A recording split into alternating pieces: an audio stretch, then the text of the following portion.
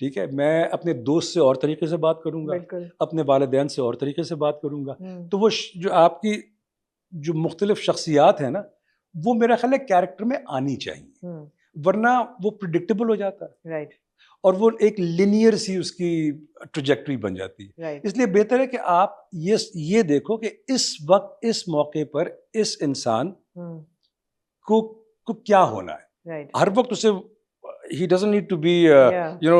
a mustache twirling Yeah. bad guy. Yeah. वो भी हो सकता है। हाँ। मेरे लिए इट्स ऑलवेज कैरेक्टर की जस्टिफिकेशन कि वो ये क्यों कर रहा है। हाँ, उसकी जस्टिफिकेशन और लोगों का की परसेप्शन कैन बी डिफरेंट, लेकिन कभी भी अनलेस आप कोई साइकोपैथ या कोई आप ऐसा प्ले कर रहे हो, मैं बार बार ये कहता हूँ, कोई आदमी सुबह उठ के नहीं कहता कि आज मैं दुनिया का सबसे खौफनाक और ठीक है। हाँ। आप सुबह उठते हो, आप अपने जस्टिफाई करते हो, यहाँ तक कि आप अपने तौर पे किसी का खुदा ना खास्ता कत्ल भी जस्टिफाई करते हो।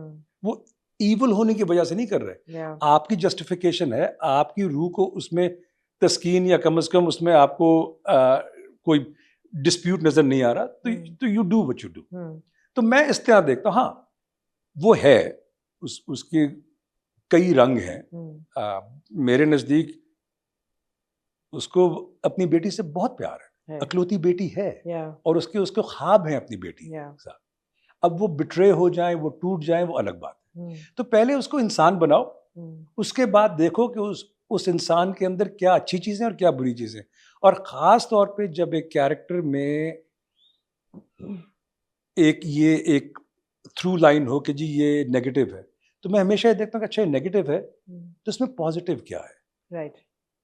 कोई एक चीज़, कोई एक दरार होनी चाहिए उस मास्क में, जहाँ से लोगों को एक एंट्री पॉइंट मिल जाए उस इंसान तक पहुँचने का, ना सिर्फ किरदार तक रहने का। Right. And that would be him as a father, probably, Exactly. right? इसका है, इसका एक सॉफ्ट स्पॉट इसका बेटी के है, लिए है। इसका एक सॉफ्ट स्पॉट है बेटी के लिए। ज्यादा नहीं है क्योंकि वो उसको मजबूर तो कर रहा है, फिर भी मजबूर कर रहा है, लेकिन वो फिर मैं जस्टिफाई करता हूँ इस तरह कि मजबूर कर रहा है क्योंकि उसका ख्वाब है। वो जबरदस्ती के लिए मजबूर नहीं कर रहा, उसके अपने कुछ ड्रीम्स हैं अपनी बेटी के लिए। क्या देखने वाली ऑडियंस सलाहियत रखती है इसमें ये डिफरेंशिएट करने में कि मजबूरी है या?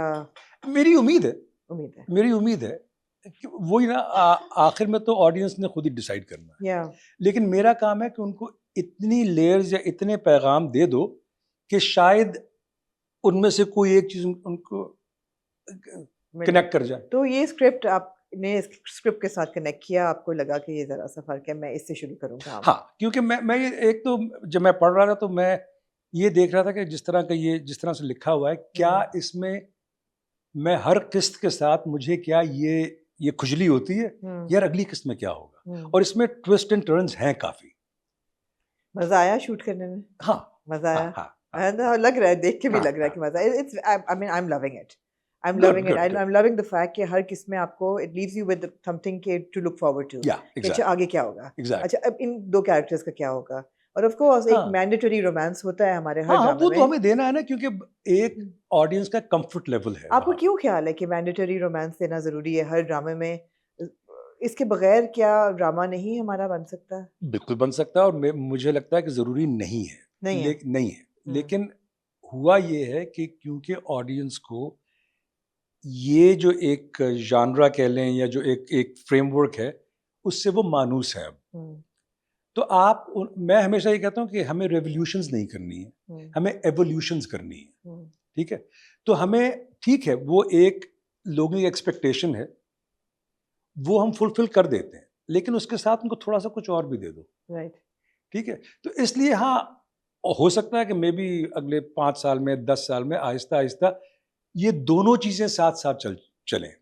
और वहाँ की इंडस्ट्री की सबसे बड़ी बात ही है कि वहाँ पे जानरस बहुत सारे हैं, हर जानरा पे काम होता है।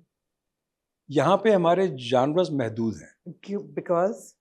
बिकॉज वही जो कंटेंट या जो आपको खाने को मिलेगा या देखने को मिलेगा, अब वही खाओगे, वही देखोगे ना।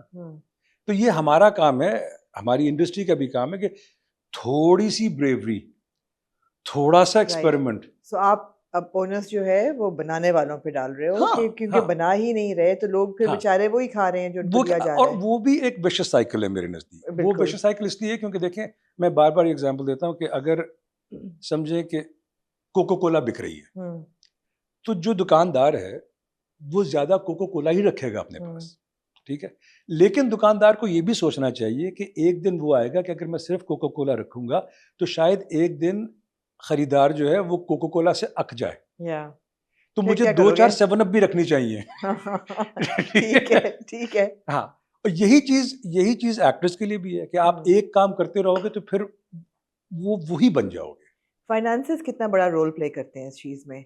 हमारी अब आप इंडस्ट्री में हाँ, उस इंडस्ट्री से इस इंडस्ट्री तक आप आए हो, वो तो ऑब्वियसली बजट्स ही अनथिंकेबल किस्म के वो बजट्स होते इसीलिए हैं। मैं बार-बार ये लोगों से कहता हूँ कि वहाँ की इंडस्ट्री को यहाँ की इंडस्ट्री को कंपेयर करना नहीं कर गलत सकते है। एग्जैक्टली। मैं मैं आपको वही एग्जांपल देता हूँ मैं। अभी या जो मैंने ये मार्वल की सीरीज की, कौन सी वाली थी? It's called vision quest, okay. ठीक है?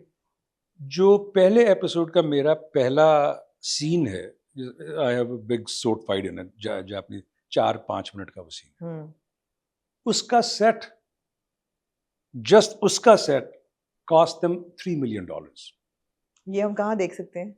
अभी आएगी, अभी अभी अच्छा, अभी वी आई रिलीज नहीं। नहीं, हाँ, कोई ट्रेलर नेक्स्ट ईयर। वगैरह है? Any trailer anything out? नहीं अभी अभी कुछ इट्स भी नहीं। स्टिल, हाँ, भी करके आए हैं, तो वो I think end of this year, अगले साल आएगी। ओके एंड लेकिन मेरा कहने का मकसद ये है कि या वहां पे रिसोर्सेज और हैं, राइट यहाँ पे रिसोर्सेज और हैं, तो वो अलग बात है। राइट।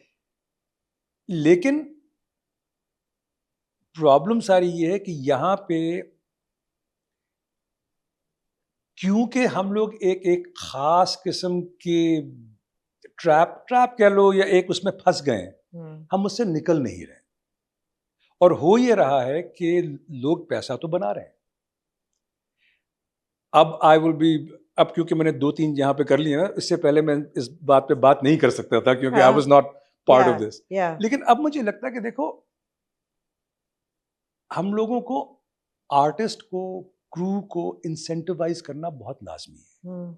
हम लोग क्या कर रहे हैं, देखें, आपका सीरियल चलता है टेलीविजन पे, वो तो एक चीज है, हमने उसके लिए बनाया था। अब वो चलता है यूट्यूब पे, और यूट्यूब पे वो 10 गुना ज्यादा पैसे बनाते हैं इस पे। कितने पैसे बनाते हैं? जहां तक मैंने कैलकुलेशन की क्योंकि है, आपने हिसाब किया है। हाँ मैंने किया थोड़ा सा बैठ के ना, आपने किया है हिसाब? मैंने किया, हाँ। तो अगर एक सीरियल जो कि हर एपिसोड पे मिलियन से ऊपर व्यूज ले रहा है, तो मेरा ख्याल है कि $1 to $5 मिलियन बना रहे हैं एक सीरियल, डिपेंडिंग कितना हिट है और कितना वो कौन लेके जा रहा है? वो प्रोड्यूसर ही ले जा रहा है ना, प्रोड्यूसर लेके प्रोड्यूसर जा रहा है। और मैं ये कहता हूँ, बल्कि ये गुजारिश है मेरी इनसे, छोटी सी गुजारिश है, हाँ। कि देखो, उसमें से 75%, 80% रख लो, 20% लेकर एक्टर्स, क्रू सब में बांटो और बाकी पैसा प्रोडक्शंस में लगा दो।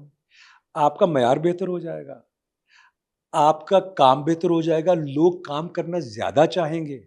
क्योंकि यहाँ पे देखें ना, वहां पे हमें क्या सहूलत है, हमें एक सहूलत है कि मैंने एक टेलीविजन सीरीज की आयरन मैन किया ना, तो मुझे अब तक उसकी रेजिडुअल्स की रॉयल्टीज आती हैं। वाओ, ठीक है। हाँ, शुरू में ज्यादा आती हैं, फिर आहिस्ता आहिस्ता कम होकर फिर एक फ्लैट लाइन हो जाती है, लेकिन आती है ना, राइट। ठीक है, तो एक्टर फंस नहीं जाता बेचारा, या आर्टिस्ट फंस नहीं जाता। 2008 में you played Raza in Iron Man, and उस वक्त से अब तक अबाउट 18 साल later you are still getting royalty. Yes, I just got a cheque. मैं ऑफ कैमरा पूछूंगी कितने का चेक था। कई दफा